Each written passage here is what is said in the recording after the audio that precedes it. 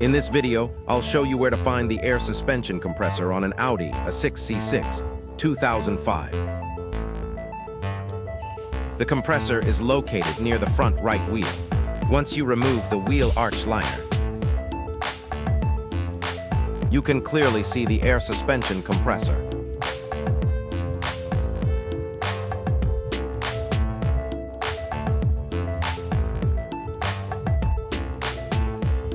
To remove it, you can also take off the lower engine undertray.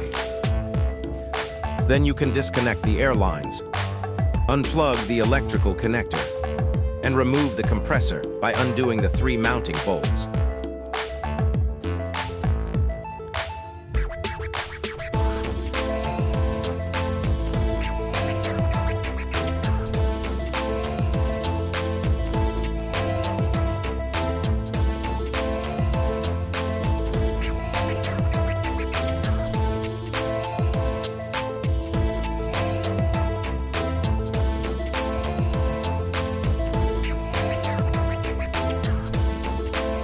And that's it.